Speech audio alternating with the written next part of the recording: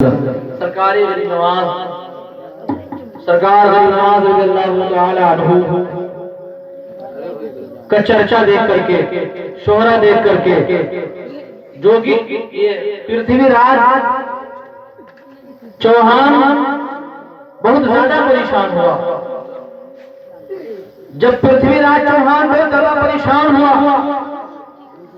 ساری تدبیریں کر کے ہار گیا، کوئی تدبیر کام نہیں کر رہی، مقابلہ بھی نہیں کر پا رہا۔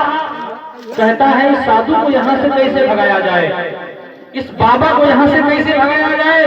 اگر یہ یہاں رہے گا تو اسلام کا پرچار کرتا رہے گا، اسلام جو بڑھتا رہے گا۔ اس بابا کو یہاں سے نکال دو تاکہ اسلام کا پرچار ختم ہو جائے، اسلام کا پرچار رک جائے، اسلام پھیلنے نہ پائے۔ حضرات، وہ کہتا ہے کہ اگر یہ بابا رہے گا تو نئی دشواریاں بڑھتی رہیں گی، بابا چلا جائے گا تبھی ہمیں سکون ملے گا، ورنہ اس کے آگے ہمارا کچھ نہیں چلے گا۔ اب اس نے راجپوتوں میں سے، وہاں راجپوتوں کا گھرانہ تھا، پہلے راجپوت ہوا کرتے تھے۔ ایک راجپوت کو اس نے بہکا پھسلا کر کے اپنے پاس بلایا اور اکیلے میں بیٹھ کر کے میٹنگ کیا، اکیلے میں محل میں بیٹھ کر کے میٹنگ کیا، آپس میں مشورہ کیا۔ کہا سنو، اگر تم اس بابا کو قتل کر دو تو میں تمہیں اپنی آدھی دولت دے دوں گا، آدھی حکومت تمہیں دے دوں گا، تم کسی طریقے سے اس بابا کو قتل کر دو۔ سرکار غریب نواز کو اس بابا کو قتل کر دو، جب سے آیا ہے ناک میں دم کر دیا ہے، اس کی وجہ سے میں پریشان ہوں۔ اس کے اندر کون سا پاور ہے جس کا کوئی مقابلہ نہیں کر پا رہا، اس کو یہاں سے ہٹانا دشوار ہے، اس کو قتل کر دو، میں تمہیں اپنی آدھی سلطنت دے دوں گا، آدھی حکومت دے دوں گا۔ اس نے کہا سچ کہتے ہو، اپنی آدھی حکومت دے دو گے؟ پرتھوی راج چوہان نے کہا ہاں دے دوں گا، تم یہ کام میرا کر دو، میں تمہیں آدھی سلطنت دے دوں گا۔ کہا ٹھیک ہے، میں تمہارا کام کرنے کو تیار ہوں۔ وہ راجپوت گیا، ایک خنجر لیا، خنجر کو زہر میں بجھا لیا۔ زہر لگانے کا مطلب یہ تھا، زہر میں بجھانے کا مطلب یہ تھا، اے مسلمانوں، پہلے لوگ زہر میں خنجر کو بجھاتے تھے، کیوں؟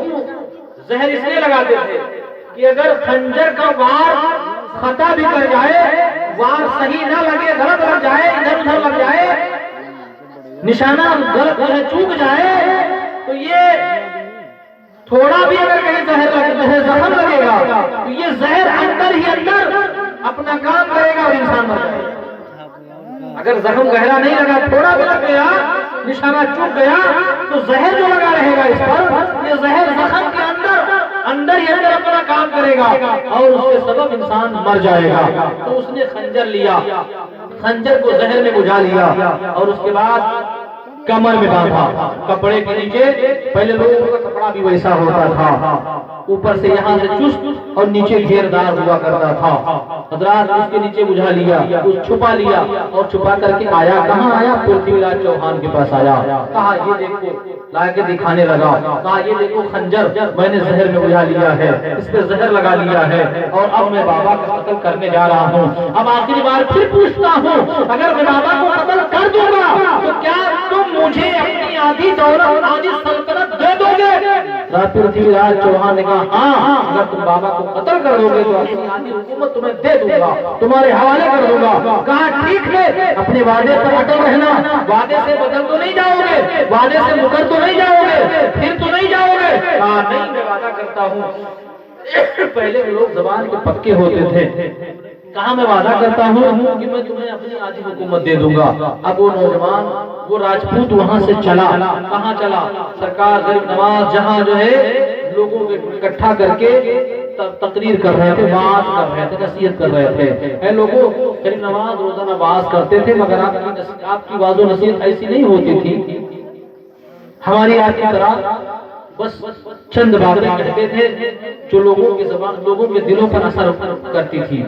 وہ باتیں، چند باتیں لوگوں کے دلوں پر اثر کرتی تھی اور لوگوں کا دل بدل جاتا تھا، نیک راستے پر ہو جاتے تھے، نیک ہو جاتے تھے، برائی کا راستہ چھوڑ دیتے تھے۔ وہ نوجوان گیا، غریب نواز جہاں خطاب کر رہے تھے، لوگوں کو جو ہے دین کی بات، اللہ کی باتیں بتا رہے تھے، گیا مجمع میں کنارے وہ بھی بیٹھ گیا، تقریر سنتا رہا، تقریر ختم ہو گئی، اس کے بعد لوگ آپ سے مصافحہ کر کے جانے لگے، سب لوگ ایک بعد دیگرے مصافحہ کر کے جانے لگے، اسی مجمع میں وہ بھی بیٹھا ہوا ہے، آپ قریب آئے، کہا او نوجوان، سارے لوگ اپنا اپنا کام کر کے چلے گئے، تو اپنا کام کر کے تو بھی چلا جا، تو کیوں بیٹھا ہے؟ تو بھی اپنا کام کر کے جا، سارے لوگ اپنا اپنا کام کر کے چلے گئے، تو بھی اپنا کام کرنے چلا جا۔ کہتا حضور میں تو آپ کی تقریر سننے آیا ہوں، میں تو آپ کی واعظ و نصیحت سننے آیا ہوں۔ آپ نے فرمایا واعظ و نصیحت نہیں، جو کام تو کرنے کے لیے یہاں آیا ہے، جس ارادے سے آیا وہ کام کر کے جا۔ دیکھ یہ بابا تیرے سامنے کھڑا ہے، تو جو کرنے کے لیے یہاں آیا ہے، جس لیے تجھے بھیجا گیا تو اپنا کام کر۔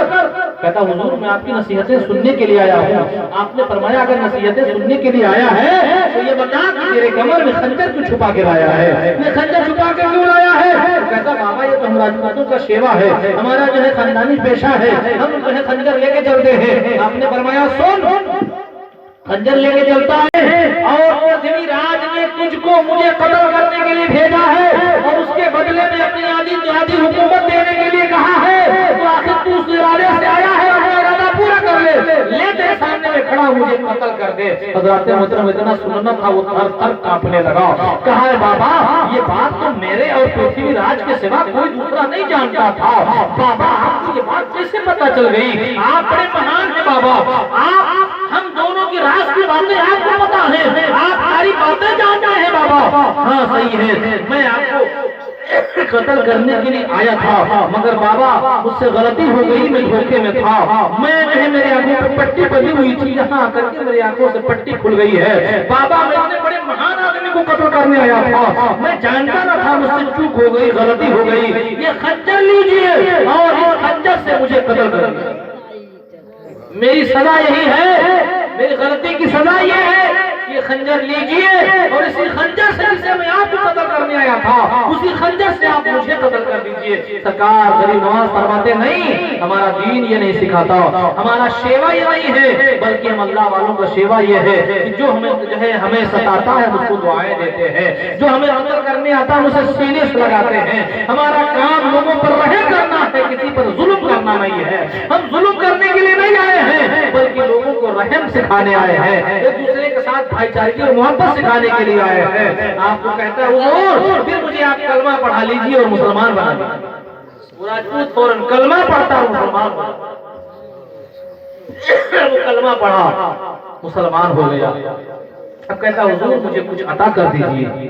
کہا مانگ، کیا مانگتا ہے؟ مانگ، کیا مانگتا ہے؟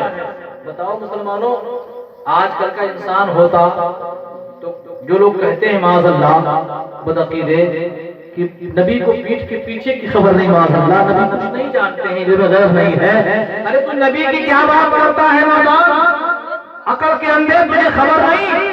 جب خواجہ معین الدین نبی کے غلاموں کے غلاموں کے غلاموں کا غلام اجمیر کی سرزمین میں بیٹھ کر کے پرتھوی راج اپنے گھر میں اس راجپوت نوجوان سے چپکے سے دونوں آدمی باتیں کرے، آپس میں رائے مشورہ کرے، تیسرے کو خبر نہ ہو، وہ راز کی بات جب معین الدین بتا سکتا ہے تو میرا آقا نبی کونین سارے نبیوں کے سردار، مدینے کا تاجدار، مدینے کی ٹوٹی چٹائی میں بیٹھ کر کے پوری دنیا کی خبر بتا۔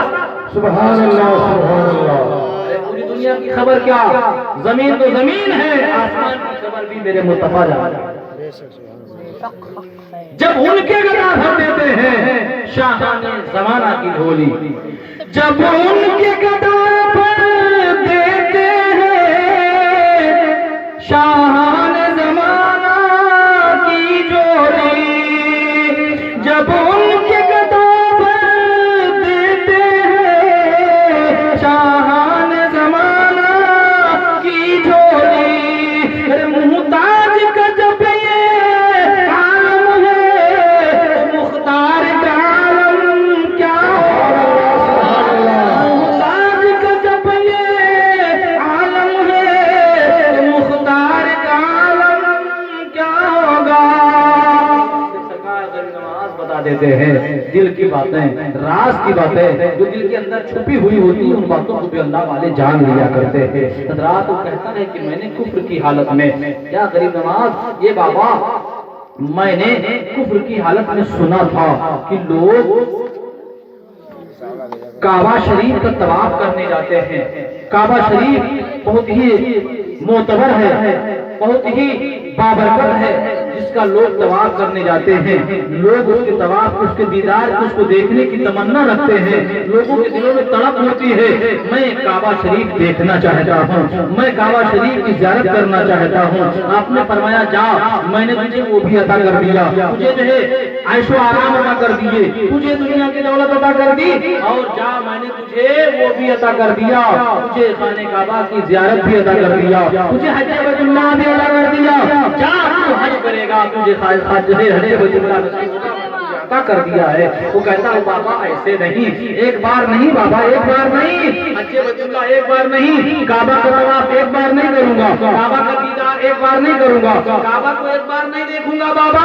پھر آپ نے فرمایا کتنے بار دیکھے گا؟ 2 بار دیکھے گا، جا میں نے تجھے 2 بار بھی عطا کر دیا، تو 2 بار بھی دیکھے گا۔ کہا بابا ایسے نہیں، کہا 3 بار دیکھے گا، جا میں نے تجھے 3 بار دے دیا۔ کہا بابا ایسے نہیں، 45 بار میں کعبہ دیکھوں گا۔ 45 بار، ایک روایت میں ہے کہ 70 بار۔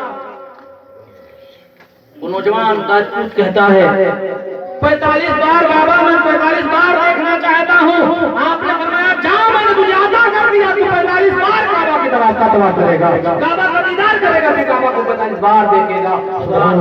لکھتے ہیں، تاریخ شاہد ہے کہ وہ نوجوان 45 مرتبہ اس نے حج بیت اللہ کیا، اسے اللہ نے حج بیت اللہ 45 مرتبہ نصیب کیا۔ تو غریب نواز کی زبان سے جو بات نکلی وہ بات پوری ہو کے رہی، اس لیے تو کہا کہ دل سے جو آہ نکلتی ہے وہ راحت ہے، دل سے جو آہ نکلتی ہے اثر رکھتی ہے، پر نہیں طاقت پرواز مگر رکھتی ہے۔ اللہ والوں میں وہ پاور ہے، اللہ والوں میں وہ طاقت ہے، اسی لیے تو میرے مصطفیٰ فرماتے ہیں کہ اللہ والوں کی شان یہ ہے کہ اللہ والا جب اللہ کا ہو جاتا ہے بندہ تو اللہ تعالیٰ اس کی آنکھ بن جاتا ہے جس سے وہ دیکھتا ہے، اللہ تعالیٰ اس کی زبان بن جاتا ہے جس سے وہ بولتا ہے، اللہ تعالیٰ اس کے ہاتھ بن جاتا ہے جس سے وہ پکڑتا ہے، اس کے پیر بن جاتا ہے جس سے چلتا ہے۔ پتہ چلا کہ اللہ کے ولی، اللہ کے مقبول بندے دیکھنے میں تو یہ ہوتا ہے کہ زبان ان کی ہوتی ہے مگر بولنا خدا کا ہوتا ہے، اس لیے اللہ کا مقبول بندہ، اللہ کا ولی جو بھی بات زبان سے کہہ دیتا ہے اللہ تعالیٰ اسے قبول فرما دیتا ہے، سبحان اللہ سبحان اللہ، اسے پورا فرما دیتا ہے۔ اس لیے اللہ والوں کی شان بہت بڑی ہے، تفصیل میں نہیں جانا چاہتا۔